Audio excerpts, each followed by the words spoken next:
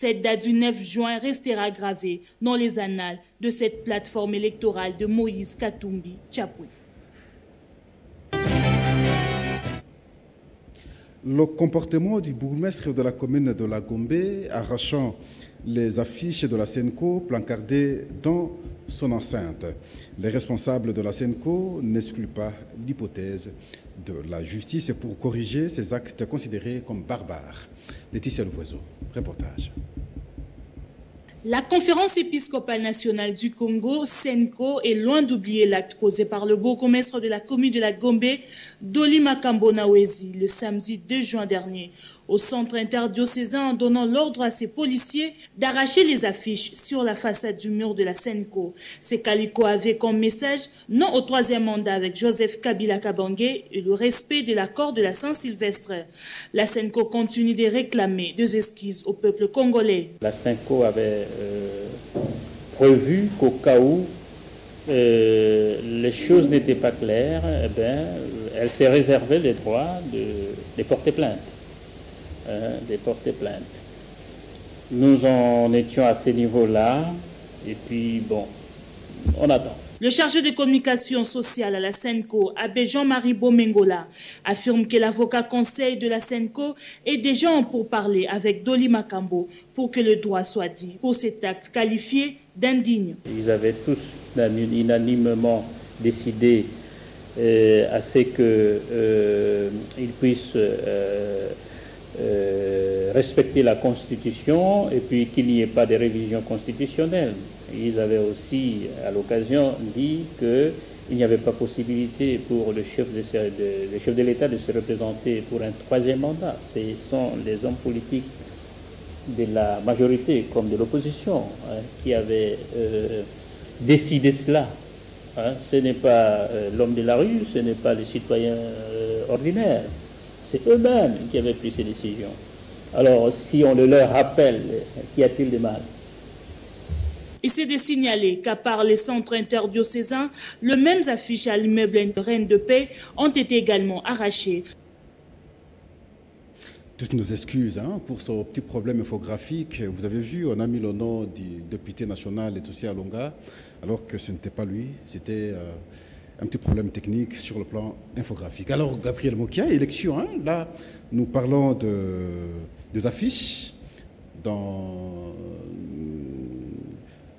affichées par la Senco à l'interdiocésain, mais simplement, il y a question des élections qui se posent. Vous savez, le respect de l'accord, on ne peut pas toucher à la Constitution, le chef de l'État ne peut pas bénéficier d'un troisième mandat, un débat bête, engagé à la société. Est-ce que vous voyez intelligent qu'on engage un tel débat? Bon, moi, je ne crois pas qu'il y a pas un débat à cette matière. La Constitution est claire. Les mandats, une fois renouvelables, une fois, et puis c'est fini. Non? Maintenant, on a renouvelé 2 fois ces mêmes mandats. Première fois par la Senco et deuxième fois par les États-Unis d'Amérique, au travers de la dame qui était venue ici. Maintenant, cette troisième fois-ci, on y va aux élections. Donc, il n'y a pas de discussion là. Maintenant, comment vous aviez apprécié aussi, Gabriel Mokia, la sortie, la création d'une autre plateforme, FCC, en tête le chef de l'État, avec les autres opposants qui sont aujourd'hui au gouvernement. Bon, est-ce qu'on peut dire que l'accord n'est plus en vigueur parce qu'ils sont là, par la volonté de l'accord, au nom de l'addition, opposition, majorité, société civile pour composer le gouvernement. Et maintenant, ils ont créé une plateforme avec le chef de l'État. En d'autres termes, ils ne sont plus de l'opposition. Ils doivent déclarer. Ils ne sont plus de l'opposition parce que les compléments de la Constitution est clair, dans son article 3 et 4. Les opposants qui vont prêter main forte au pouvoir à place, ils cessent d'être appelés les opposants. Ils deviennent membres de la majorité. Maintenant, ils ont créé un regroupement la loi portait politique en plus. Mais c'est ça, non, maintenant, ils sont de la majorité. Il n'y a pas à discuter là-dedans. Et moi, je ne peux pas condamner quelqu'un qui a changé. Il a fait son choix. Il a fait son choix. Maintenant, j'interpelle le peuple. Vous voyez que moi, je n'ai jamais été dans une association, ni dans la majorité, ni à quoi que ce soit. Je reste moi qui a dans mon parti politique. N'est-ce pas? Je reste moi qui a dans mon parti politique. Maintenant, les gens doivent s'interpeller. Moi qui est seul. Je ne suis pas nocturne. Je ne suis pas dans ces histoires qu'on fait. Maintenant, vous voyez, les amis, avec qui on était dans l'autre plateforme avant, mais ils ont changé maintenant. Mais on ne peut pas aussi les condamner. On ne peut pas les condamner, mais il y a un principe à respecter parce que nous avons l'accord. Prenons le cas, par exemple, de Bruno Tshibala. Premier ministre, la logique de l'accord était que le Premier ministre sort de l'opposition, et ici, probablement de l'UDPS, mais maintenant, dès lors qu'il a créé un regroupement avec le chef de l'État, il ne peut plus alors être Premier ministre. Lui aussi, il est parti là-bas. Mais il lui fait partie aussi de ce regroupement politique. Il cesse d'être appelé opposant. Il cesse d'être appelé opposant. Il est maintenant de la majorité. Parlez maintenant, quand vous parlez de l'opposition, regardez maintenant les têtes de Mokia et les amis qui ne sont pas des pouvoirs. Nous ne sommes pas des pouvoirs. Les hommes de la rue, les hommes de certains partis politiques, il faut abandonner votre langage contre moi. Je ne suis pas... Quelle est la conséquence à ce moment-là au regard de l'esprit de l'accord? Non, la conséquence, c'est-à-dire qu'il n'y a plus l'accord. L'accord tombe caduque. Et dans l'accord, il n'est pas dit que quand vous signez l'accord avec la majorité, donc, et vous vous ralliez avec la majorité. C'est de dire qu'il est de l'opposition. Non, il n'est plus de l'opposition. C'est l'autre IDPS de Vieux Tshisekedi qui reste dans l'opposition. Parce qu'ils ont signé l'accord, mais ils n'ont pas servi l'accord. Mais ils sont toujours à la case de départ. Héritier de Tshisekedi, aujourd'hui, en alliance avec... Non, oubliez ça, ce n'est fini. Mais quand il a signé l'accord dans la majorité, regardez seulement la loi portant statut de l'opposition. Son article 3 et 4, lisez, vous allez tous des intellectuels. Moi, je n'ai rien à nous apprendre. Merci. Donc, c'est fini cette histoire-là. C'est comme l'article 15 de la loi portant statut de l'opposition. Aucun membre de l'opposition ne peut être poursuivi, recherché, arrêté à raison de ses opinions.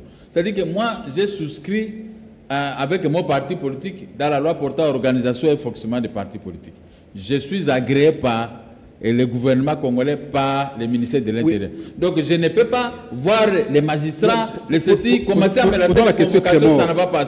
Posons la question autrement, Jean-Pierre, Gabriel Mokia. Oui. Alors maintenant, les opposants, le combat qu'ils ont mené depuis longtemps, qu'est-ce qui les a motivés? Qu'est-ce qui a justifié le changement aujourd'hui?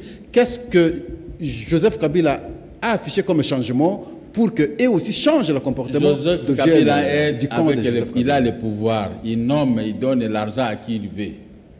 Mais eux, ils ont compris qu'ils n'avaient pas investi dans leur vie. Mais ils sont venus se ressourcer, laissez-les manger. Moi, j'ai investi depuis mon enfance. Je ne suis pas venu dans l'opposition pour chercher l'argent. Et je n'ai jamais eu l'argent. Laissez-moi faire ma route avec les maigres moyens que j'ai pour gagner le pouvoir. Voilà, on voyait la différence. Ceux qui n'avaient pas travaillé dans leur vie, ils sont venus s'enrichir. Mais ils ont changé Kazaka, ils ne sont plus des opposants. Ils ont embrassé la majorité. Ceux qui ont investi dans leur vie comme nous sommes là. Au milieu, nous avons jamais changé, on ne changera pas, nous sommes dans l'opposition. Quand on parlait de l'opposition aujourd'hui, mais regardez Gabriel Mokia, je suis presque à tête aujourd'hui. Je suis dans l'opposition. Maintenant, si vous commencez à y revenir, il ne faut pas y revenir parce qu'ils ont signé un accord à Kingakati entre eux. Moi, je ne condamne personne. Regardez, parlez de l'opposition dont je fais partie. Merci. Oubliez les amis, ils sont partis pour travailler autrement. Laissez-les. Maintenant, ils seront comptabilisés avec les échecs de la majorité. Merci. Voilà. La journée de l'environnement a été célébrée cette année sous le thème « Combattre le plastique ». À cet effet, le gouvernement provincial a procédé à la plantation des arbres et de la pelouse pour combattre le changement climatique. Viambata, reportage. À l'occasion de la journée du renouvellement de l'arbre et de la lutte contre le changement climatique, célébrée sous le thème « Combattre le plastique », le gouvernement provincial de Kinshasa à la tête, le gouverneur André Kimbuta et la ministre Thérèse Olenga ont procédé à l'opération de plantation des arbres et de la pelouse à travers les abords des artères de la ville. L'opération a commencé par le site flamboyant sur l'avenue 24 jusqu'à la première rue Lumété, où André Kimbuta a planté son arbre tout en martelant sur le danger du changement climatique en Afrique et en République démocratique du Congo. Le changement climatique risque de rendre une grande partie de l'Afrique inhabitable. Donc nous devons lutter contre ça. Si nous ne voulons pas qu'une partie de Kinshasa soit inhabitable, nous devons lutter contre le changement climatique. Pour la ministre Thérèse Olenga, la population devra s'en approprier à travers le geste éco-citoyen afin de favoriser un bon climat dans la capitale. Merci beaucoup. Vous savez que le monde fonctionne aussi avec des symboliques qui sont en fait des signes forts pour interpeller la population. Nous sommes revenus ici sur ce site où le chef de l'État avait lancé l'opération des plantations d'arbres. Tout à l'heure, nous avons été avec vous à l'entrée, on va dire, de la RTNC où le gouverneur de la ville qui avait aussi planté ici. Il a été planté et ce site-là, nous voulons le transformer, je parle du site du 24 novembre, nous voulons donc le transformer en un endroit vert, poumon, pour que ceux qui habitent le périmètre puissent respirer.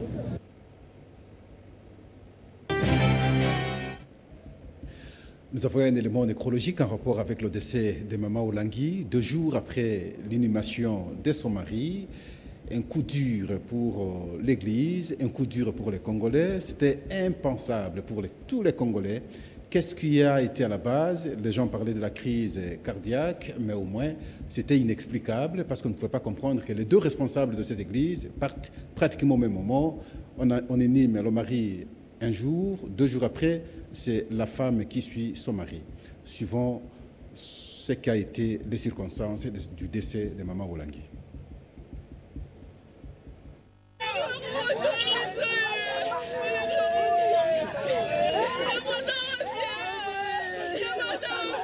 Trois jours après l'enterrement de son mari, l'évangéliste international Joseph Ezekiel Olangui Onasambi, la veuve Olangui, Elisabeth Wosho Onyumbe, vient de rejoindre son époux dans l'au-delà. Elle s'est éteinte la nuit du mardi 4 juin. Cette mort qui se suit de ces couples berger Olangui surprend plus d'une personne.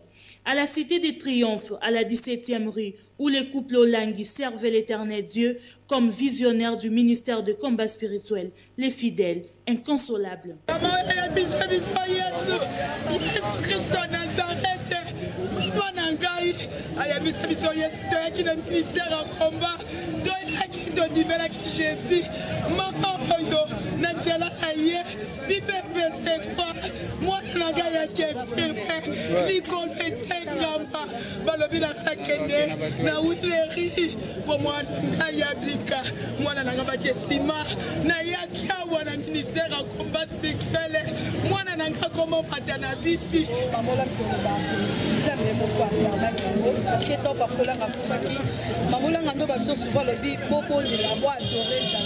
Papa le bibo adoré bobo de la ezanza moi permettre c'est-à-dire sopé mamolanga kidi ezanza balikolo da permettre mais ce qui est important on a fait le monde entier mamolanga formé biso mamolanga l'activité ninga ça la répatance mamolanga l'activité ninga ko gêner mamolanga l'activité ninga ko boya ifobo mamolanga l'activité ninga otika mibala bato.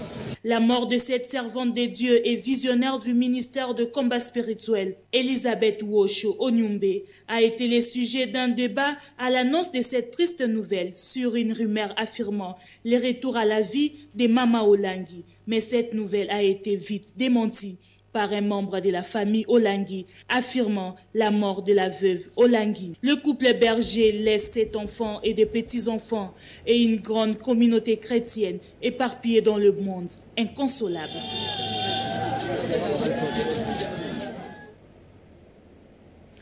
Voilà, Gabriel Mokia, de mon point de vue, à chaque fois lorsque je vois un cas de décès, je vois le changement qui provoque un changement. Et je me réfère directement à mon philosophe que j'aime bien, Héraclite d'Éphèse. Tout coule, tout passe, rien ne demeure. C'est déplorable, c'est choquant. Et on a pleuré Papa Olangui, on l'a inhumé. 2 jours après, c'est sa femme qui le suit. Alors c'était fatal, hein, finalement. Oui, c'était fatal. Je réitère encore mes condoléances à la famille Olangui. Le samedi, on est parti pour atterrir son mari. Et lundi, mardi, j'apprends qu'une mauvaise nouvelle. C'est le lundi. Lundi. Ce sont des conséquences des blocages des corps.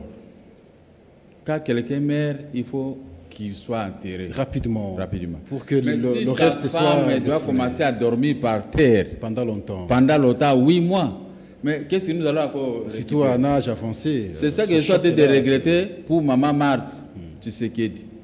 Notre vieux est décédé. Maintenant, sa femme, 16 mois, continue à dormir par terre. On avait déjà connu avec le papa de... J'ai dit que j'ai horreur, j'ai très mal de voir ça. Non, maman ne peut pas mourir dès que son mari meurt, donc ils doivent se suivre parce que la femme doit mourir dans des conditions impossibles. Dormir dans les ciments comme les prisonniers.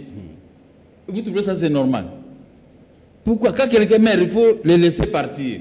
Nous sommes tirés de la terre et nous retournerons toujours par la même terre. Maman Olangue a fait 8 mois par terre. Et les conséquences, c'est ça. Mais moi, je crois que le pouvoir doit raisonner un peu 1000 fois. On ne peut même pas être contre un cadavre dans la vie. Je suis parti, je suis parti. C'est un deuxième cas que le Congo vient d'enregistrer parce qu'il y a eu le papa de Rossi, Mukendi. Voilà. C'est pratiquement le même problème. On a laissé pendant longtemps le corps dans la morgue. Et quand on l'a inhumé, quelques jours après, le papa est parti. C'est autant avec Maman Olangue aussi, lorsque elle est restée pendant longtemps, pendant qu'on a gardé protégeons le corps de son mari. Maman Marthe, Maman Tshisekedi, on doit la protéger. On ne peut plus la laisser commencer à dormir par terre. C'est impossible. On doit faire, le gouvernement doit faire vite pour qu'on puisse se débarrasser du corps de notre vieux, pour que sa femme retrouve la liberté. Alors maintenant, l'église, comment vous... Non, l'église, il n'y aura pas de problème. Il y a des gens que papa Olangue et maman Olangue ont formés. Ils sont à terre de prendre à main l'église. Donc il n'y aura pas de problème. C'est ça que je suis en train de conseiller aux gens qui aiment les démons de division. Quand quelqu'un meurt, on vient créer des problèmes aux enfants, on dit à l'église, tout ça. Laissez Dieu organiser les choses avec les éléments valables que maman Olangue et papa Olangue ont laissés. Je crois que ça va marcher. Moi, pour la première fois, je suis entré dans cette église, mais j'ai vu la grandeur de ces deux personnalités qui sont parties.